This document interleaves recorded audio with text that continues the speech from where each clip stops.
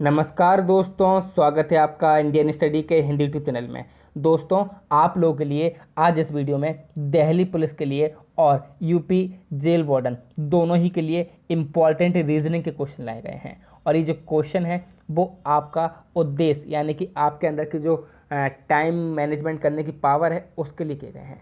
यदि आप लोग रीजनिंग में अपना टाइम बचा सकते हो तो आप लोग के लिए एक अच्छा अवसर है दूसरे अदर सब्जेक्ट में अपने टॉपिक कवर करने का, वहाँ पर टाइम ज़्यादा देने का। और यही एक हमारे पास प्रेशर वाली चीज़ होती है जहाँ से हमारा प्रेशर बढ़ता है और प्रेशर घटता है। यदि आप रीजनिंग जल्द से जल्द और अच्छे से अच्छे और एक्यूरेसी के साथ कर पाते हो तो आपके जो अदर जो टॉपिक है ना, वहाँ पर आपको कोई परेशानी नहीं होने वाली है। तो इसी प्रकार से रीजनिंग को हम लोग को बिल्कुल हल्के में नहीं लेना है, डेली प्रैक्टिस करते रहना है। 10 मिनट प्रैक्टिस करने से यदि आप लोग को अच्छे खासे नंबर मिलते हैं तो ये मेरे हिसाब से बहुत ही सही होगा आप लोग के लिए। तो क्या करना है, निम्नलिखित संख्याओं के अंकों को विपरीत क्रम में कीजिए। पहला तो विपरीत क्रम में करना है और अवरोही क्रम में लिखिए। पहले विपरीत करो फिर अवरोही क्रम में लिखो। और फिर जो सेकंड हाईएस्ट यानी कि द्वितीय उच्चतम संख्या है उसका मध्य स्थित अंक बताना है। सबसे पहले विपरीत करो तो ये 945 हो जाएगा, 945, ये 981 हो जाएगा, ये 953 हो जाएगा, 972 हो जाएगा, 937 हो जाएगा। अब सेकंड हाईएस्ट पूछा है तो फर्स्ट हाईएस्ट कौन सा हो जाएगा, 981, ये पहला हाईएस्ट हो जाएगा। दूसरा हाईएस्ट क्या हो जाएगा, तो दूसरा हाईएस्ट हो जाएगा हमारा 972 यानी कि ये वाला। तो इसका मध्य अंक क्या है, 7, यानी कि ऑप्शन सी यहाँ पर बिल्कुल सही आंसर हो जाएगा। नेक्स्ट क्वेश्चन, स्क्रीमिस का वॉर से वैसा ही संबंध है जैसा डिसीज का एपिडेमिक से है। अब इस क्वेश्चन के लिए आप लोग को नॉलेज होना जरूरी है, तभी आप इस क्वेश्चन को अटेम्प्ट कर पाओगे। नेक्स्ट क्वेश्चन ये रहा, अलग अलग क्वेश्चन ढूंढ के लाया हूँ जो कि आपके प्रीवियस ईयर पर बेस हैं थोड़े थोड़े। ठीक है, निम्नलिखित प्रश्नों में से 3 आकृतियाँ किसी विशिष्ट दृष्टि से एक से, यानी कि कोई एक जो आकृति है वो अलग है। ये देखिए, ये तो ये आकृति अलग हो जाएगी क्योंकि इसमें देखिए क्लॉकवाइज घूम रहा है डायरेक्शन, इसमें भी क्लॉकवाइज है और इसमें भी क्लॉकवाइज है, जबकि इसमें क्या है, एंटी क्लॉकवाइज है। तो ये बात हमारे लिए क्या हो जाएगी, प्रॉफिट वाली बात हो जाएगी। अब देखिए इसमें क्या करना है, संख्याओं के कॉम्बिनेशन को यानी कि संयोजन को इस प्रकार से चयन करें कि तदनुसार लगाए गए अक्षरों से अर्थपूर्ण शब्द बन सके। अब हमें कुछ अर्थपूर्ण शब्द बनाना है, ये आपको दिख रहा है। अब देखिए इस प्रकार के क्वेश्चन को किस प्रकार से करना होते हैं। इसमें देखना, मैंने जो महसूस किया है कि 2 ऑप्शन बिल्कुल सेम रहते हैं, नहीं थोड़ा बहुत डिफरेंस रहता है और उन्हीं 2 ऑप्शन में से आंसर होता है। अब आपको या तो ए में मिलेगा आंसर या बी में मिलेगा। तो आपको 5 3 यानी कि 5 पे कौन है, सी है, 3 पे कौन है, ओ है, सी ओ। अब 2 पे क्या है, यहाँ पर 2 पे है पी, जबकि 7 पे क्या है, एम। तो सी ओ एम, फिर 2 है P L A I N, यानी कंप्लेन बनेगी। तो यहाँ पर ऑप्शन बी जो है ना बिल्कुल सही आंसर हो जाएगा, जो कि कंप्लेन के हिसाब से चल रहा है। निम्नलिखित प्रश्न को पढ़ें और निर्णय करें कि प्रस्तुत वाक्यों में से कौन सा उत्तर देने के लिए पर्याप्त है। क्या विद्यार्थियों में मोबाइल फ़ोन का प्रयोग परीक्षा के कार्य निष्पादन को प्रभावित करता है, ये बताना है। अब वाक्य क्या दिया है, इस वर्ष परीक्षाओं में अनुत्तीर्णता की संख्या देखें। दूसरा क्या दिया है, मोबाइल फ़ोन से हानिकारक विकिरण उत्पन्न होते हैं जो स्वास्थ्य के लिए खतरनाक होते हैं। अब इनमें से कौन सा ऑप्शन सही है ये हमको चूज़ करना है। तो देखिए, अब जो उन्होंने वाक्य दिया था यानी कि ये दिया था, क्या विद्यार्थियों में मोबाइल फ़ोन का प्रयोग परीक्षा के कार्य निष्पादन को प्रभावित करता है, जबकि यहाँ पर फेल की बात की गई है और यहाँ से विकिरण की रेडिएशन की बात की गई है, जो कि दोनों ही इस क्वेश्चन के लिए पर्याप्त नहीं है। तो ऑप्शन सी यहाँ पर बिल्कुल सही आंसर हो जाएगा। नेक्स्ट क्वेश्चन क्या है, निम्नलिखित वाक्य पर ध्यान दें तथा निर्णय लें कि वाक्य में दिए गए कौन सा अनुमान निहित है या फिर नहीं है।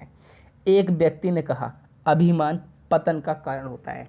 ठीक है, इसके अनुमान क्या लगाए गए हैं, जो गिरते हैं उनमें अभिमान होता है। दूसरा, अभिमान प्रतिकूल हो सकता है। क्या हो सकता है, अभिमान प्रतिकूल हो सकता है। तो अब अनुमान 1 एवं 2 दोनों निहित हैं। दूसरा क्या है, केवल अनुमान 2 निहित है। तीसरा क्या है, केवल अनुमान 1 निहित है या अनुमान 1 अथवा दोनों निहित हैं। अभिमान क्या है, पतन का कारण होता है, तो यानी कि अभिमान क्या हो सकता है, प्रतिकूल हो सकता है। तो ऑप्शन बी यानी केवल अनुमान 2 यहाँ पर निहित है। नेक्स्ट क्वेश्चन, उस विकल्प का चयन करें जो तीसरे पद से ठीक उसी प्रकार से संबंधित है जैसा कि दूसरा पद पहले पद से संबंधित है। तो देखिए यहाँ पर दिया बटर दूध, तो तेल का क्या हो जाएगा, बीज हो जाएगा, क्योंकि बटर से क्या बनता है, दूध बनता है और तेल से बीज बनेगा। नेक्स्ट क्वेश्चन, 19 मई 2020 को शनिवार था, तो 1 अप्रैल 2014 को कौन सा दिन होगा। अब देखिए 19 मई 2012 को क्या था, हमारा सोमवार था, ठीक है। तो 1 अप्रैल 2014, तो पहले तो कुल दिन गिन लीजिए, तो 2012 से 2014 यानी कि 2 साल हैं, और ये मई है और ये अप्रैल है, यानी कि टोटल जो हमारे दिन हो जाएंगे वो हो जाएंगे 682 दिन, ठीक है। अब 682 दिन में आप 7 से डिवाइड करिए, और जब आप डिवाइड करोगे तो आपको 3 रिमाइंडर मिलेगा। क्या मिलेगा? 3 रिमाइंडर मिलेगा। तो शनिवार में 3 ऐड कर दीजिए, तो क्या हो जाएगा हमारा? मंगलवार हो जाएगा, यानी कि 1 अप्रैल 2014 को मंगलवार था। यदि दी गई श्रृंखला का दूसरा भाग उलट दिया जाता है तो बाएं से दाएं कितने अक्षर के बाद और किसी संख्या से आगे चले जाते हैं? तो देखिए इसमें क्या करना है, 20 है तो 10 में बांट देना, और जब आप पलटोगे तो यहाँ पर आपको 2 ऑप्शन मिल जाएंगे, यानी कि 2 अंक जो है आगे चले जाते हैं। नेक्स्ट क्वेश्चन, अब यहाँ पर देखना है कि किस प्रकार से सीरीज बन रही है, और इसमें से हमें लुप्त पद ज्ञात करना है। 4, 3, 6 और बीच में 29 दिया है, यहाँ पर 7, 8, 9 और बीच में 29 दिया है। तो अब यहाँ पर हम देख सकते हैं किस प्रकार से हमारा ये काम कर रहा है। तो देखिए 6 का स्क्वायर क्या होता है? 36 होता है। 3 का स्क्वायर क्या होता है? 9 होता है। अब 36 और 9 कितने होते हैं हमारे? 45 होते हैं। अब 45 में से आप 4 का स्क्वायर यानी कि 16 घटा दीजिए तो 29 बचेगा। 9 का स्क्वायर 81 होता है। 8 का स्क्वायर क्या होता है? 64 होता है, और 81 और 64 को जोड़ दीजिए और यहाँ पर 49 घटा दीजिए। इसी प्रकार से 7 का स्क्वायर 49 होता है। 5 का स्क्वायर 25 होता है, इन दोनों को जोड़ दीजिए और 16 घटा दीजिए। अब 49 और 25 को जोड़ के जब आप 16 घटाओगे तो आपको मिल जाएगा 58, यानी कि ऑप्शन इसमें बिल्कुल सही आंसर हो जाएगा। 11 तारीख के 5 दिन बाद कौन सा दिन होगा यदि उसी महीने की 22 तारीख को सोमवार पड़ता है? अब देखिए क्या पूछा गया है, 11 तारीख के 5 दिन बाद यानी कि 16 तारीख को पूछा है। अब 22 तारीख को क्या पड़ रहा है हमारा? मंडे पड़ रहा है। तो 22 तारीख से आप क्या कर दीजिए, कम कर दीजिए कुछ दिन, तो आपको 16 तारीख को क्या मिल जाएगा? ऑप्शन बी यानी कि मंगलवार मिल जाएगा। नेक्स्ट क्वेश्चन क्यों चलते हैं। शब्द सरमाउंटेड के बाएं से चौथे, 7वें और दूसरे अक्षरों को लेकर यदि कोई सार्थक शब्द बनता है तो उस शब्द का मध्य का अक्षर क्या होगा? यदि एक से अधिक सार्थक शब्द बनते हैं तो उत्तर एक्स के रूप में दें, यदि कोई शब्द नहीं बनता है तो अपना उत्तर जेड के रूप में दें। तो देखिए सबसे पहले बाएं से चौथा तो ये एम हो गया, बाएं से 7वां तो एन हो गया, और बाएं से कौन सा है? 9वां है, तो एम और ई हो गया।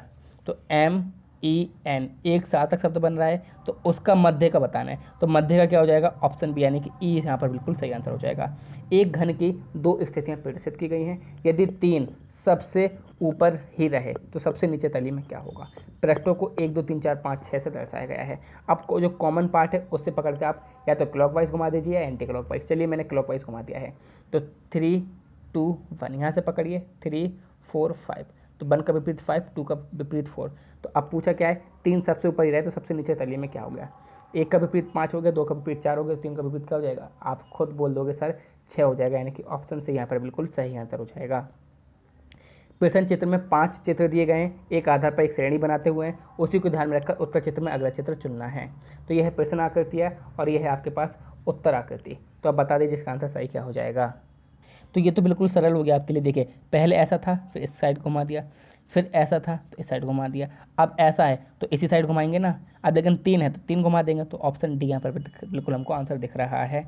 निम्नलिखित में से कौन सा अक्षर समूह अन्य 3 अक्षर समूह से भिन्न है, ये हमको पता करना है। तो देखिए FGHIJ PQRST ABCDE, लेकिन ये देखिए KLMNO यानी कि ये विपरीत क्रम में नहीं है, बाकी सब विपरीत में है, तो ऑप्शन बी यहाँ पर अलग हो जाएगा।